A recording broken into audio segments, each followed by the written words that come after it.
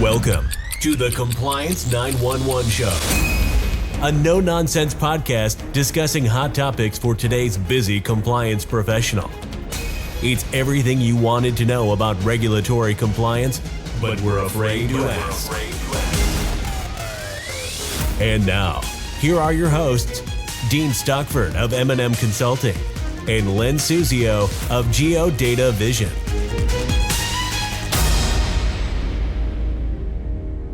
Welcome to our podcast series, Everything You Wanted to Know About Regulatory Compliance, but We're Afraid to Ask. Today I'm geez, isn't that awful? I can't even get the words out of my mouth. But today, happy Thanksgiving, by the way, everyone. Today I'm joined by my good friend, Len Suzio. And it's a pleasure being with you today, Len. So what interesting topic do you plan to discuss for our podcast? Well, Dean, I have a very timely topic. As you know, the CFPB has published a proposed revision of the Section 1071 rule. The proposal includes at least 6 major revisions to Section 1071, including who reports, the definition of what a small business is, the elimination of many data points, the dropping of agricultural loans, and the removal of certain covered lenders. The notice provides a comment period that ends December 15th of this year, 2025. So listeners may want to submit comments if they are listening to this podcast prior to the December 15th deadline for comments. Wow. Sounds like the Bureau isn't just tinkering with the rule that they originally put out. They're making some very serious changes. Am I correct on that, Len? Oh, absolutely, Dean. The biggest changes pertain to the definition of what a small business loan is, as well as what a covered institution is, and the elimination of many data points. So where do we start? Well, let's look at the big changes first. The very first change I will explain pertains to what qualifies as a small business loan. Under the 2023 Section 1071 rule, a small business loan is defined as a loan to a business with $5 million or less gross annual revenue. The proposed revision changes that to only $1 million gross annual revenue or less. That sounds like a big change, and it is a big change, and it will have a profound impact on reported lending activity. A hint at the dramatic impact of the changed definition of small business loans can be seen in the 2024 CRA aggregate and disclosure data that was released by the FFIC on November 14th of this year, 2025. In that data, there were 690 lenders that reported 8.7 million small business loan originations for 2024. However, only 4.7 million of those loans were extended to businesses with a gross annual revenue of $1 million or less. In other words, over 4 million small business loans reported under CRA would not qualify as small business loans under the proposed revised Section 1071 definition of a small business. And another aspect of the proposed report of the loans reported under Section 1071 is that no renewals will be reported under Section 1071 unless they involve an increase in the loan amount. Renewals are qualified as reportable small business loans under CRA. So any renewals in the 4.7 million CRA reported small business loans will not be counted in the Section 1071 for its purposes. So together with the revised small business definition, this means that more than half of the small business loans reported under the current CRA will not be recognized for Section 1071 purposes. Now, some of our astute listeners may say, yeah, Len, but CRA defined small business loans cannot exceed $1 million in loan size, whereas there's no loan size limit in the Section 1071 rule. So some loans will be counted for Section 1071 that are not counted for CRA purposes. And my response is, yes, that's true. But since large loans typically mean large revenue streams, it's unlikely that there are going to be many multi-million dollar small business loans that will be recognized under Section 1071. There's no doubt that the gross annual revenue limit for Section 1071 will dramatically reduce by at least 50% the Section 1071 loan volume in comparison to the CRA reported small business loan activity. That is a very big difference. Did the Bureau recognize that? Well, yes, they did make a comment. But I think they underestimate what it may be. Their estimate was it might result in a, quote, 27% reduction in coverage of small business loans, not the 50% or more decline I believe is much more accurate.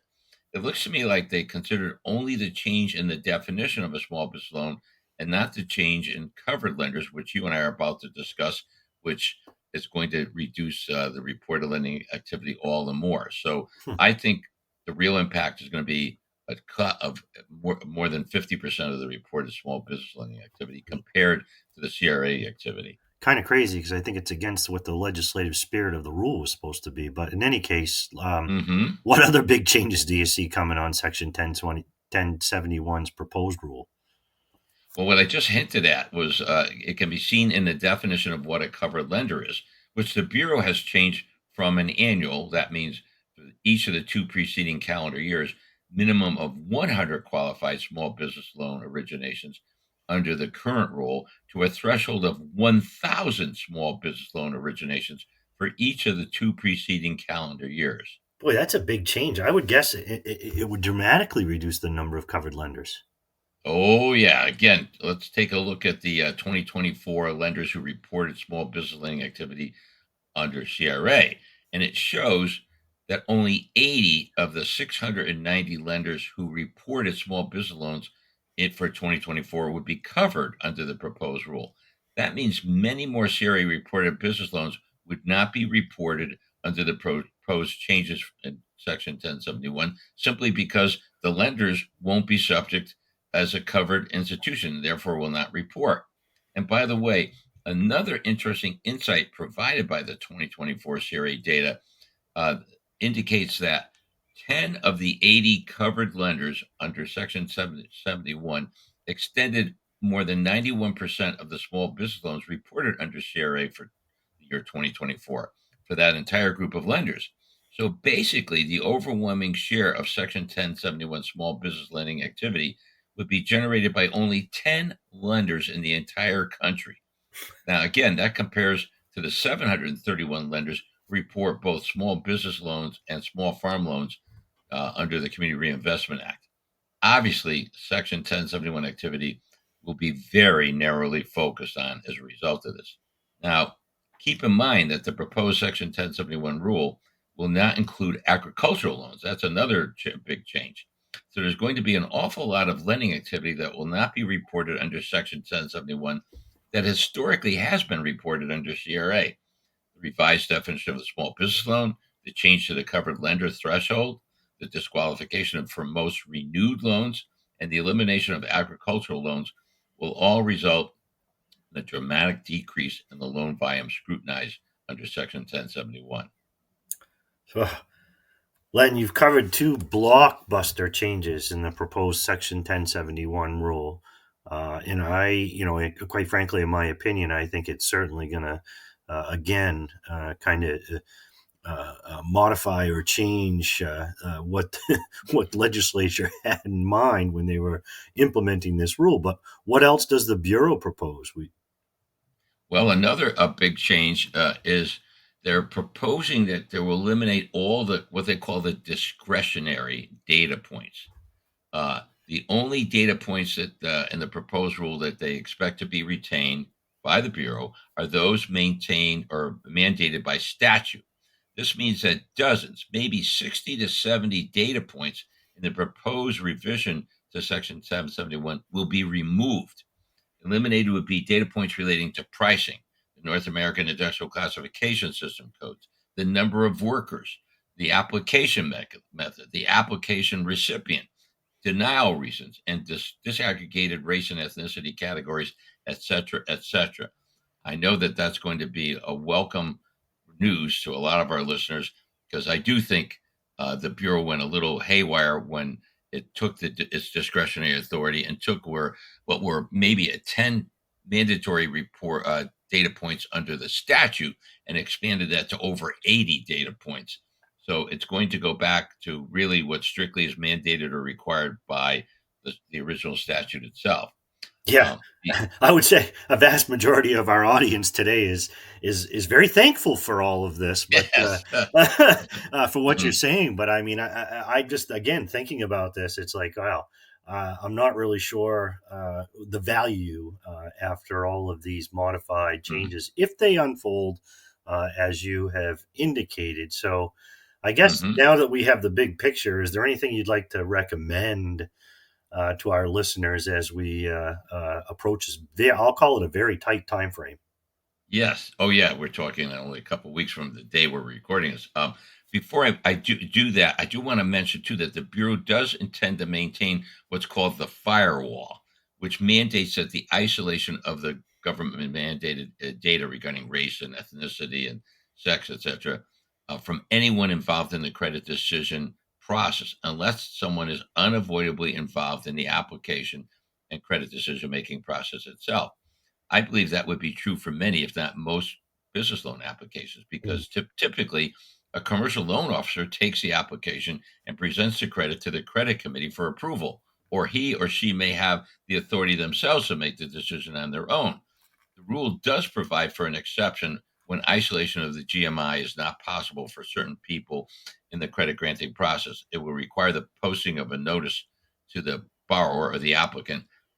But I think the firewall is an unnecessary burden. And then I'll also mention the commencement date for data collection for any institutions that are covered institutions is going to be January 1st, 2028. So it's 2 more years away. So those are a couple more important points in the proposed revision to the rule. And I do want to say now is not the time to be passive. It's important to let the Bureau know your thoughts about the proposed changes in the Section 1071 rule. I would encourage listeners to submit comments to the Bureau by the December 15th, 2025 deadline. Yeah, this is a very interesting topic, and it does have certainly massive implications for financial institutions. And I agree with you that we certainly don't want to be complacent or passive about this issue.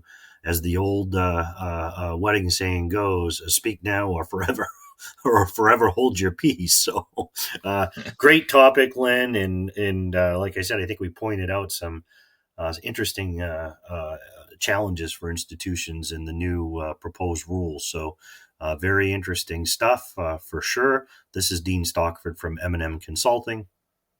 And this is Len Suzio with GeoDataVision saying, we hope you enjoyed today's podcast and learned something from it.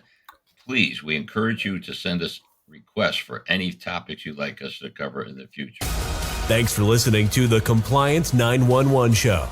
If you like the podcast, be sure to subscribe so you don't miss an episode. While you're at it, please give us a like and review to help others find the show. As always, links are in the show notes, and you can always find us online at compliance911show.com. Follow M&amp Consulting and GeoDataVision on LinkedIn for all the latest news and information on compliance hot topics.